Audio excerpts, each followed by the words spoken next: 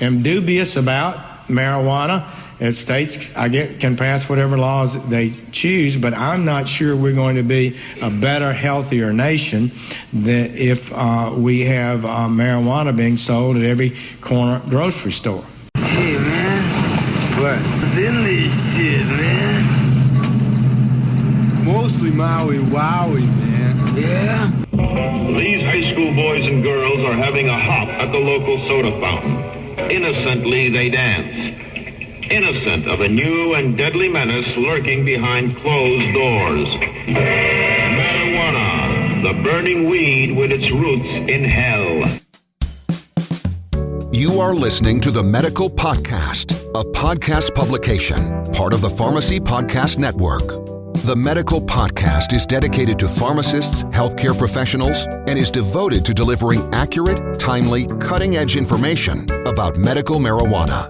We will bring you the most up-to-date scientific, political, regulatory, financial, and interesting information not available on any other podcast program.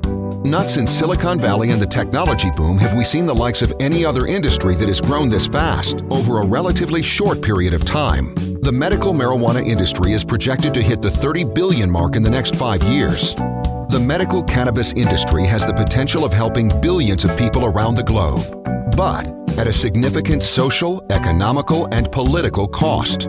Our goal is to answer some of your questions, plus heighten, enlighten, confuse, and frustrate you all at the same time. So fasten your seatbelts, keep your eyes on the road, and get ready for some fun. And now, here's your host, registered pharmacist, life student, and medical cannabis professional, Joseph Friedman. Hello, this is Joseph Friedman with the Medical Podcast. Joseph Friedman with PBI Medical Cannabis Dispensary in Buffalo Grove, Illinois, and also Canna RPh consulting firm helping groups around the country that want to get into the medical cannabis industry. We can certainly help with our consulting services. Today, I am thrilled to have with me Dr. Shimona Superstine. Dr. Superstine hails from Israel, and I'm going to go ahead and let Dr. Superstine introduce herself. Welcome.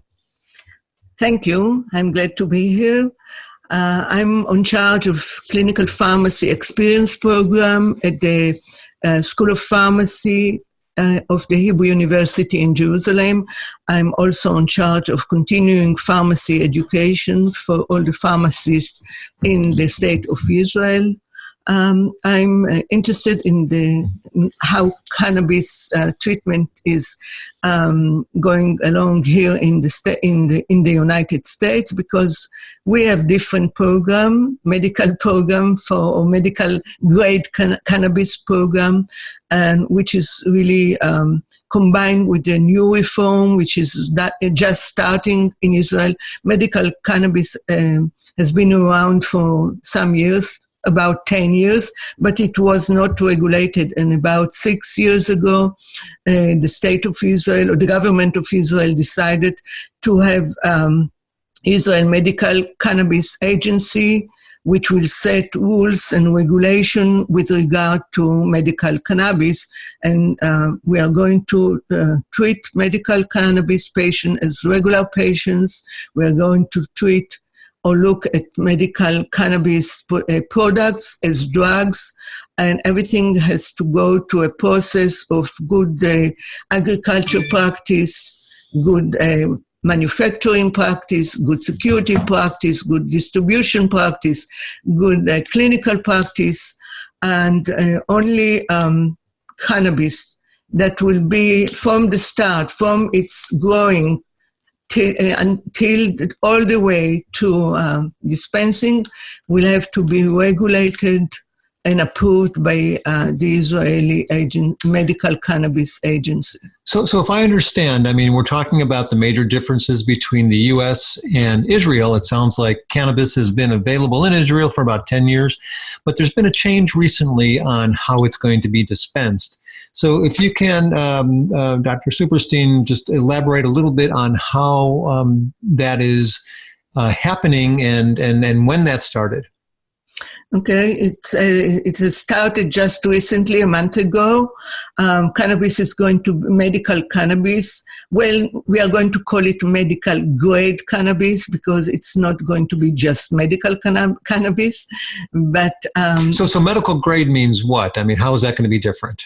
It's going to be different because, as I said, it's going to be all the process of growing it, producing it, and dispensing it. Everything is going to be reproducible. I mean, you have to buy it from a grower that buy the seeds from a known source. The seeds are going to be genetically evaluated, so we know that every plant which is grown from that seed is going to have the same properties as the plant you will plant and grow in another year or a year before, and the patient will get a product that is coming from the same kind of plant. So this is very similar to a pharmaceutical manufacturer producing, say, a drug for diabetes, and that drug is going to be the same time after time, year after year, as far as that patient experience. And so is that the goal of this process in Israel? The goal is also to separate the steps in the chain of supply. That means that the grower will not be the one that dispense it or produce the medication out of the plant. Each step of the chain will be done by a different company and different different people. So a lot of oversight. I mean, professional agencies involved with producing something that at the end result, the patient's going to have a consistent product. So this is being dispensed out of drugstores? Up until now, the grower a patient got license for medical cannabis. He would go with the license to a cultivator. He will pick one out of 8 that were existed in Israel up until now. And in the cultivation place, they will decide what kind of medical cannabis they will provide, and probably they will provide what they were growing at that time. And they will hire nurses to give instructions and directions to the patient. And that's it. And you can also get it by delivery every month, a month supply. And this is going to be stopped now because the grower will just grow the cannabis. And he will dry it probably, but he will not make the products. He will not make the recommendations.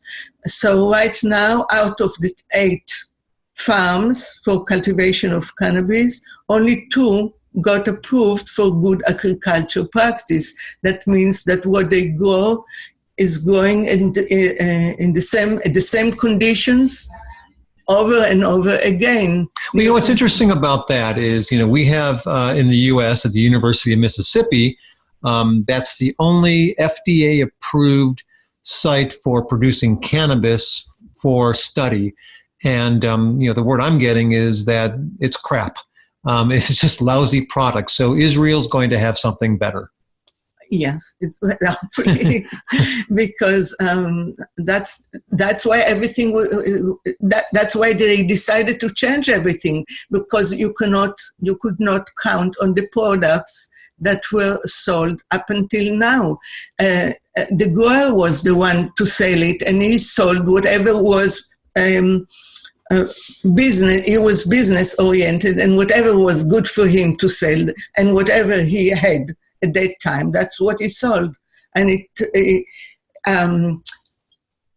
with the new system, you will know exactly how much of THC and how much of CBD will be in the plant from the start.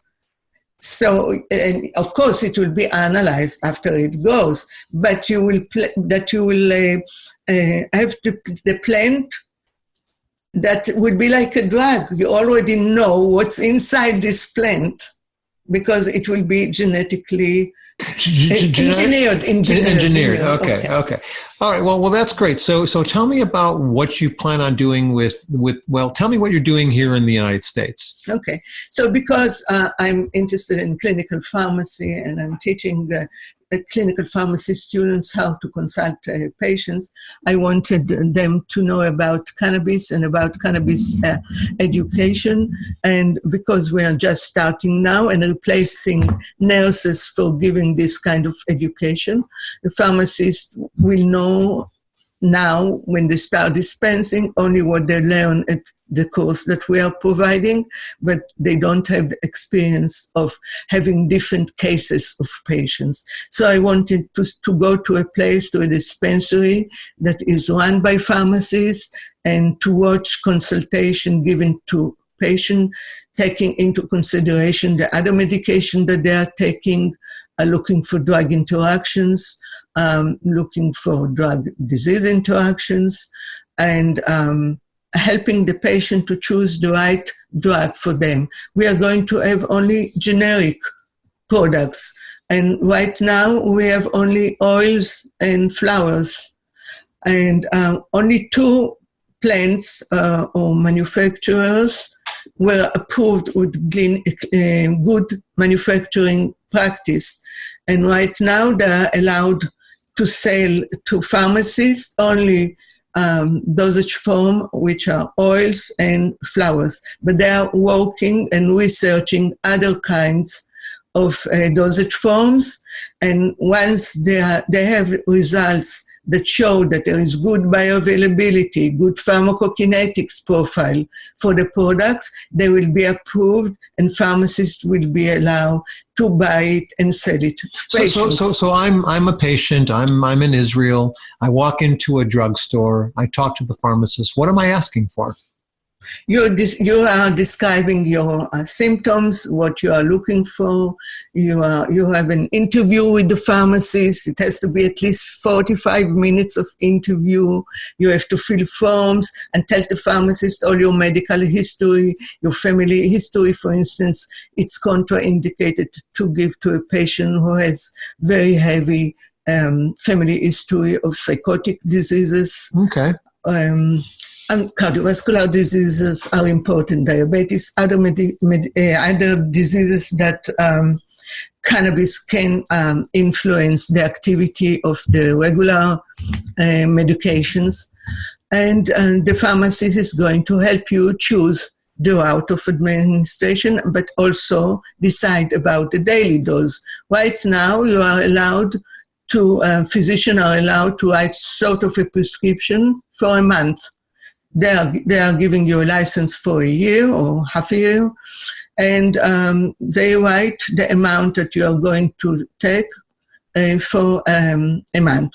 And they should start low and slow. So the monthly amount will be like 20 grams. You can go up to 60 grams after that. Everything is going to be computerized, so the Israeli Medical Cannabis Agency is going to see that there is too frequent increases in the monthly doses, and they are going to stop it, so the pharmacy will not be allowed to dispense. So what I heard that was interesting is it's not going to have the same nomenclature that we have in the U.S., so there won't be strains with funny names like Maui Wowie and Ghost Train Haze and Durban Poison. So explain what is going to be the nomenclature in Israel. Okay, so we are going to divide it into THC-rich products and CBD-rich products, and also it's going to be sativa kind and indica kind. This is the only differences between the products and also the route of administration, the dosage form. So how would you determine? But it will be generic. You and the pharmacist will decide what product is good for you from this manufacturer or from the other manufacturer, but there will not be any commercial name to the product. So how will, one of the big factors that determines sativa and indica is the terpene profile. Yeah. So how will the pharmacist know if this information is not on the label to determine some of this nomenclature that we have in the U.S. that, really, really helps with, it's a hybrid, for example. So it's a indica dominant hybrid, but it's going to have some uplifting properties as well. How will the Israeli pharmacists know any of this?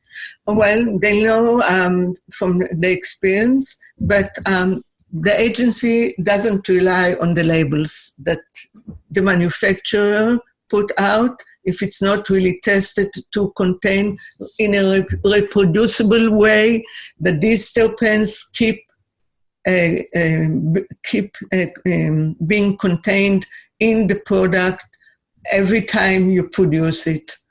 And still there is a lot of research going on terpenes. I don't think they came to a complete conclusion what is the role of each one of them. We know that there are many more cannabinoids, more than the THC and CBD, which are the major ones. But once it's extracted from the whole plant, so there will be the entourage effect. And unless you prove that it's really there, they don't count on what you say that it contains that. They have to analyze it and really prove that everything which is on the label is really in the plant. So say, okay, so I'm in Israel. I go into a drugstore. I get 10 grams of product. I come back 2 weeks later and I say, okay, I want the same thing. So that same thing will be available in that generic name or whatever it is that I first bought. Exactly. Otherwise, this manufacturer will not get good manufacturing practice approval unless he shows that the products are consistent with what they contain. Okay, well, that's a good answer. Well, tell me about, and so you got trained here in the U.S., right? Yeah, I got my family from the University of Michigan many years ago. Was the first Israeli to go and study clinical pharmacy. And why did you decide to come to the U.S. to do that? Why not stay in Israel? Because we didn't have clinical pharmacy studies at that time. Okay. When I studied clinical pharmacy, the PharmD program in the States was not entry level. It was a graduate program. And that's why I came to the States, to learn something new and start with it. Because I like to start new things and be relevant and to the profession. And I think it's also very interesting, clinical pharmacy. So I understand that you've published over 100 papers. So this is all in clinical pharmacy education. Maybe just touch on that for a second. Yeah, I also got a degree, MPH, Master of Public Health, and my studies were especially epidemiological kind of studies, also wasn't a laboratory kind of research, but mainly about drug utilization, about drug-drug interactions. I wrote the first handbook in Israel that contained monographs of drugs used in Israel. And I'm also a consultant to a decision support system which alerts on drug interactions. It's connected to the medical electronic record of the patient and give alerts. And I also wrote the chapter on cannabis drug interactions in the Israeli Bible of cannabis, which is called the Green Book, which also contain all the algorithm for deciding about the dose, how to increase the dose, what indication, what kind of dose to start for what kind of indication, medical indication, what should you use THC, which cannabis, or CBD rich cannabis, and how to increase the dose. So I think this kind of algorithm is unique to what we are doing, how we are treating patients. And I hope it will be translated to English and other countries will use this book as a guideline for treating. Well, we can certainly use some guidelines here. So you came to the U.S., you actually spent a day in my dispensary today. What kinds of impressions did you get, with what we're doing, the products that we have versus what is going on in Israel, or your experience in Israel? Well, the products that you have are the same kind of products that we had around, which are not allowed anymore. And maybe, one day they will be allowed, but you have to prove that they are reproducible and that they were produced according to all the good practices which the agency require. And I think we are going to learn a lot from patients. I think the courageous thing that the government did is by not waiting for clinical studies. That's the problem with medical cannabis. Everybody say that there is not enough evidence-based medicine, but because it was not legally allowed to be used for research, that's why we don't have research. And right now in Israel, there are hundreds of research projects going on, more than I think than any other place in the world. And but we are not going to wait for the outcomes because we care for the patients. So we decided to start and not wait for the outcome of the studies. Rely on the professional organization to be behind the decision what kind of indications are going to be approved, and learn from the big data, because everything is going to be computerized. And the pharmacists will get all the information, all the reports about side effects, about other drugs that the patient is taking, if it was helping him. And so we are going to learn from this big data. That sounds fantastic. So you will be here in the U.S. for another few days. You're going to be attending a conference coming up, the Midwest Cannabis Education Conference, which is happening on June 8th and 9th. We're going to be having some world experts from Spain, from Colombia. You're going to be up there talking about Israel for a little bit, and we're just really excited about having you in the U.S. What is the feeling from Israel about the federal government here in the U.S. And the attitude towards cannabis? What is the... we feel that it's ridiculous that it's still Schedule I drug.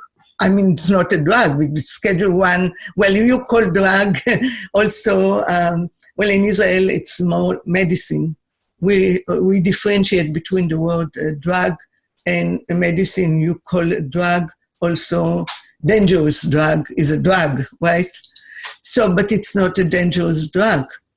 There are more dangerous drugs out there, like narcotics, for instance. I think one of the reasons we don't have this big epidemic of addiction to narcotics is because we don't use them that much, and we try to use cannabis and other medications which are not used here in the state. I think the federal government should allow research and should look for good practices like our agency does and rely on big data. They are claiming that they are going to consider big data good enough in certain cases and not just wait for clinical research for other drugs that patients are waiting for them, because there are no other drugs on the market, for instance. Well, this sounds fantastic. I mean, that's why Israel is considered the world leader in science and advancement of cannabis. And so we're just about running out of time. Is there anything else that you'd like to tell the audience about Israel, about Shimona Superstine, what she's doing? Any parting shots? I hope that the next time that I come here to the States, I will see more progress and more tolerancy for cannabis usage, and that people will not really confuse it with recreational cannabis and look at medical cannabis more as really a medicine that deserves all the accuracy and all the education that other medicines are required. And you mentioned one thing, and this is just one last question, is what is your feeling about adult use or recreational use cannabis? I don't have any opinion on it. I don't think it's more dangerous than alcohol or nicotine and any other substances. In fact, I was told, because I didn't do the research, that there is less addiction to cannabis. And as long as it's supervised, and of course, we don't want to encourage people to use stuff which is not healthy for them. I think maybe the smoking part is not so good. And because of public health, we don't really recommend and encourage smoking. But if it will find a way to consume it without having all the smoking problems, maybe it's okay. Great. And, one thing that I heard the other day is, we want to definitely educate youth about this, because youth feels that this is, benign and there's no darn danger to it. And I think, this education can happen in a much better way if it's not in a prohibitionist kind of climate, right? Because prohibition really is hurtful in so many ways, and it prevents education. So with all that said, thank you for being on the Medical Podcast Show, Dr. Superstine. It's wonderful to have you in the studio, and thanks again. Thank you for having me. Thanks for listening to the Medical Podcast, part of the Pharmacy Podcast Network. If you enjoyed this podcast episode, please help us by sharing the show on your LinkedIn, Twitter, and other social media networks. If you have healthcare-oriented questions, or are a pharmacist or healthcare professional and want to learn more about medical cannabis, please reach out to our team by email. Send your message to medicalpodcast@gmail.com. The Medical Podcast should not be used in any legal capacity whatsoever, including but not limited to establishing standard of care or as a basis for expert witness testimony. No guarantee is given regarding the accuracy of any statements or opinions made on the podcast. Seek all medical advice and/or treatment from a certified registered licensed physician and/or pharmacist. This is not legal advice. Seek out a knowledgeable lawyer about the subject. The Medical Podcast is for general information purposes to generate meaningful conversations about medical marijuana and is not an authority on the subject from a clinical or legal perspective.